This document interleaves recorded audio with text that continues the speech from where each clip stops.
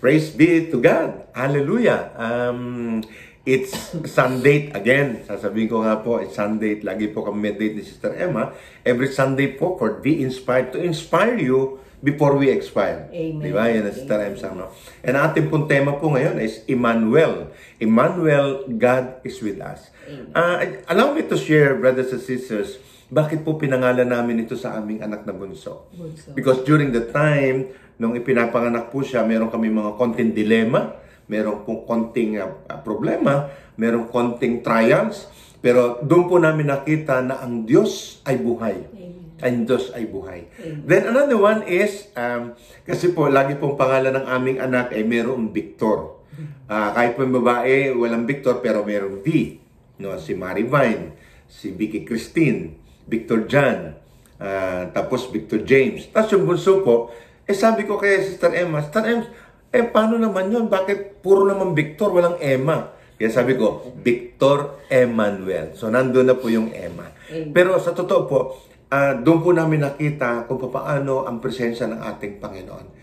God is really alive. God is present in our lives. Iba po pala yun. Yung, alam niyo po, yung minsan yung may mga pagkakataon sa strength, di ba? Yung napupuno tayo, naiinis tayo, wala tayong gana. Pero still, ang Diyos nandun po sa atin. It's just a matter of how we really get into again.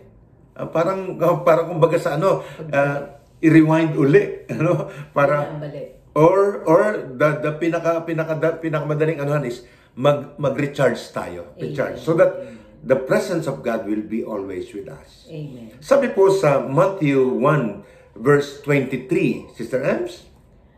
In Matthew 1 verse 23 says, "A virgin will become pregnant and have a son, and he will be called Emmanuel," which means God is with us. It means God desired to dwell among His people like you, like me, like tayo po.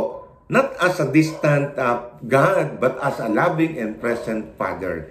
Amahan, tatay, Father, Abba Father. And sabi nga po sa Scripture sa Matthew 28 verse 20, "And surely I am with you always," no? To the very end of age. Sabi po niya, always. Palagi. Sa Tagalog, palagi. Pirmi. Sa Bisaya, di ba? And to the very end, parang minarkahan pa ng Panginoon, to the very end of age. Hindi niya sinabi, Brother Vic, na I am with you until tomorrow. Ayan. I am with you until at the age of 60. Mas maganda sa Bisaya, Sister Emma. Hangtod sa kahangturan, no? To the end of age. Ang Diyos po ay nasa atin. Hindi kanya kalilimutan, kapatid. Minsan iniisip lang natin, kinalimutan tayo ng Diyos. Tayo po ang kumalimot sa ating Panginoon. Pero ang Diyos po, lagi pong present. Naghihintay lang po siya na tawagin po natin siya. In the moment of joy or trials, like when we face illness, or we call it uncertainties, no? Di ba? Remember that Emmanuel brings peace and hope, my dear brothers. Siya po nagbibigay ng kapayapaan at pag-asa na minsan nawawalan na tayo ng pag-asa.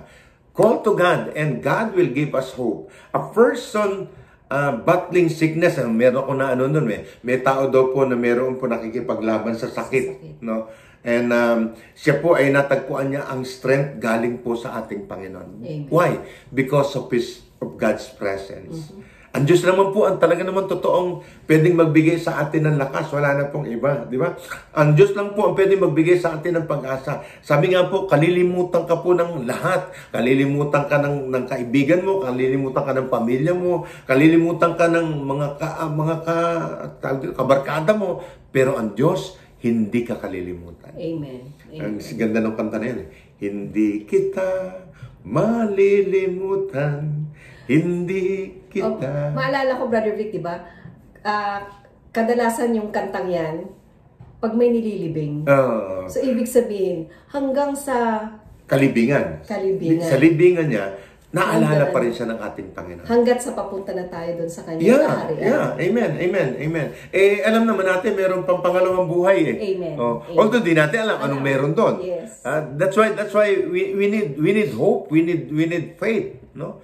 Second is God loves made visible. Ito yung kaninang binanggit natin kanina, Sir Ems, na ang expression ng love of God is really in John 3:16. No? For God so loved the world that He gave His only begotten Son. His only begotten Son. That whoever believes in Him will not perish, but have everlasting life. Through Jesus, God's love became tangible. Naging tao. Emmanuel remind us that God's love is so deeply He entered into the world to redeem us. Para po tayo po iligtas. No? Anong makikita natin po doon? Ang sacrificial love ng magulang. Ng magulang, walang iniisip kundi po para lahat sa anak. Sa kabutihan ng anak. Meron kong magandang example dyan I think it's yung sample ng isang pare, parang artista yung kaibigan niya. Na ang sabi niya doon sa kinikwento niya na may pagkain pero yung time na yung hirap na hirap sila, puno-puno sila ng trials.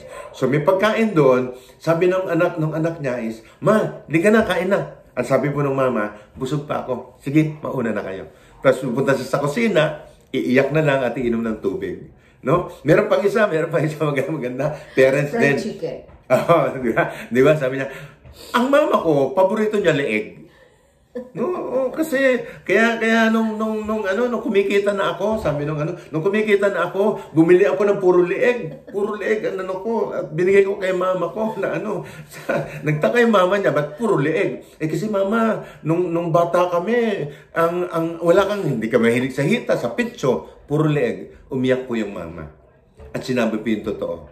Bakit leeg ang gusto ko? Kasi gusto ko hita at pitso ang para sa inyo.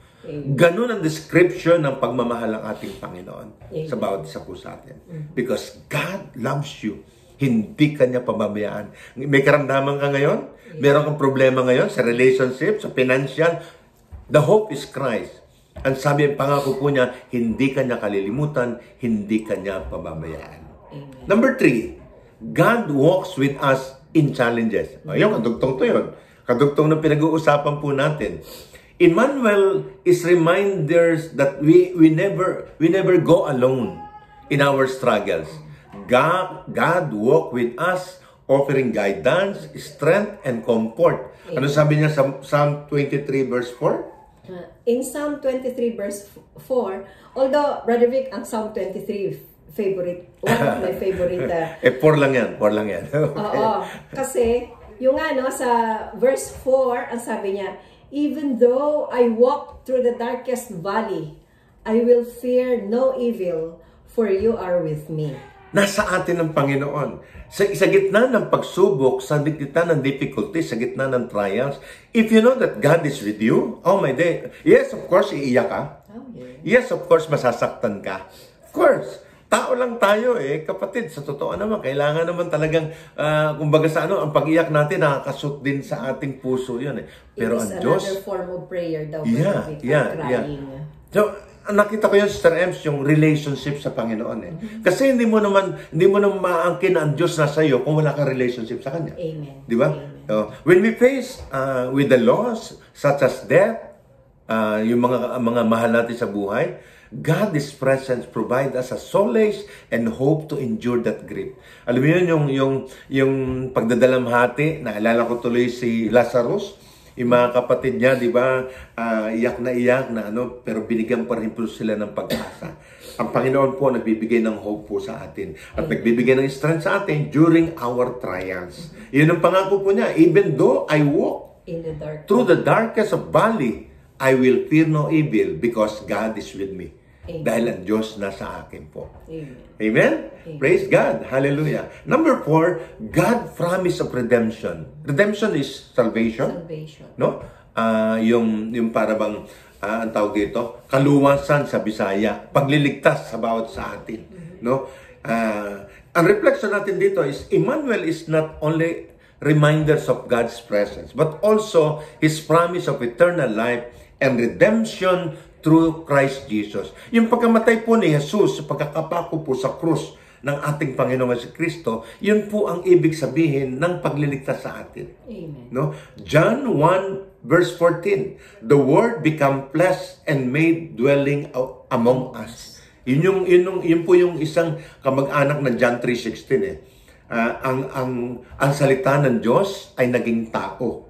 at nakasalamuha sa iyo at sa akin upang ipadama sa atin ang kanyang pagka-Diyos at siya din madama rin niya ang pagkatao po natin.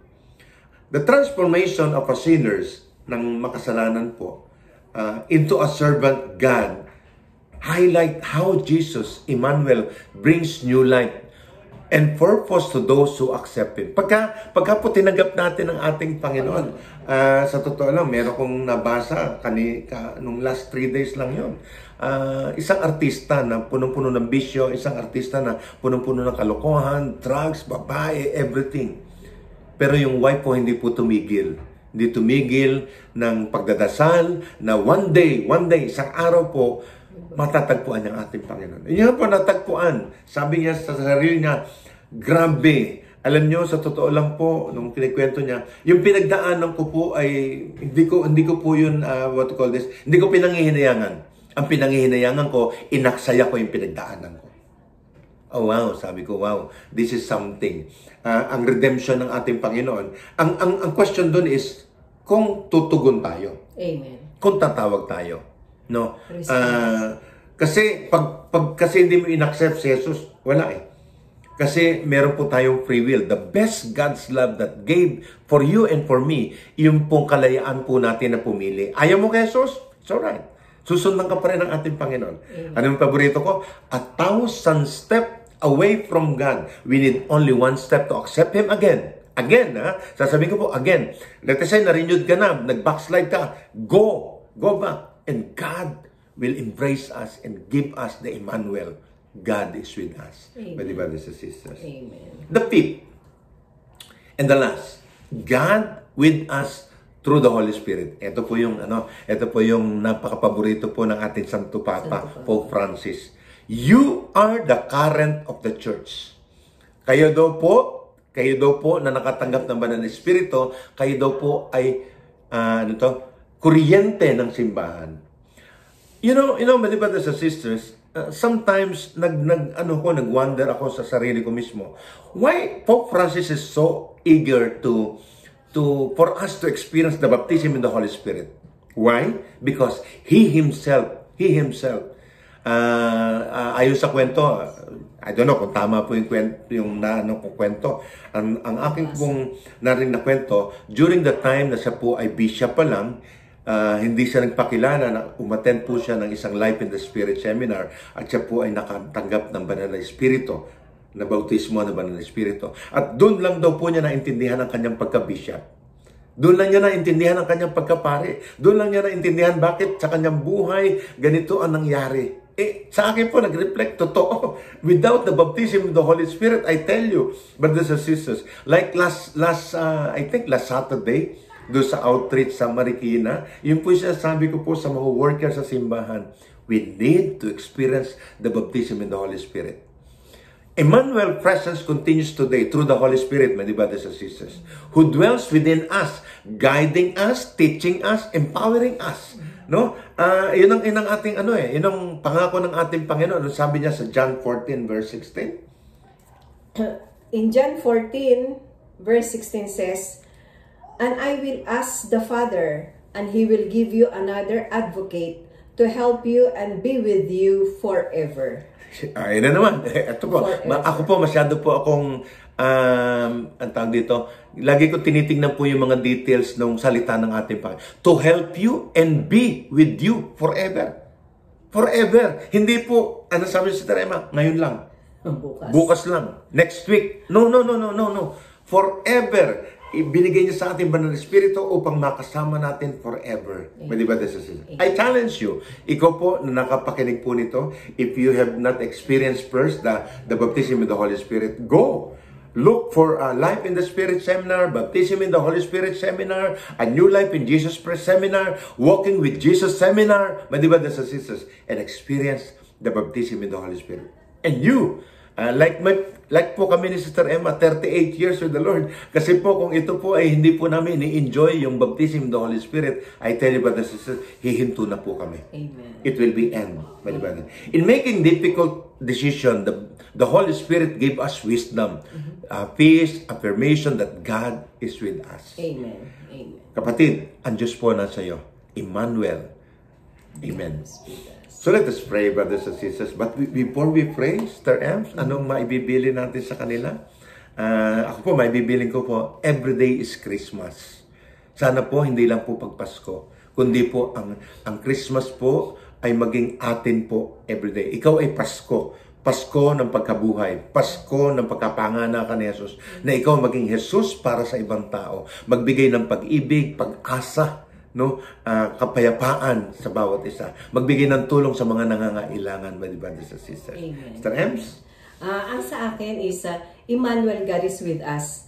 It's not only during this season of Advent, season of Christmas, but every day in my life. In times of trouble, struggles, and of course, in time of restoration.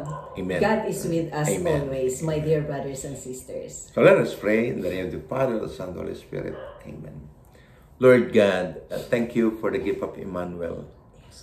The assurance that you are always with us. Yes, Lord. May we live confidence, knowing your presence surround us in every moment of our life. Yes, Lord. Empower us to share your love to others, especially those who need you, O Lord God, and trust in your guidance. And be with us always until we meet you face to face. Amen and amen. In the name of the Father, the Son, and the Holy Spirit. Amen and amen.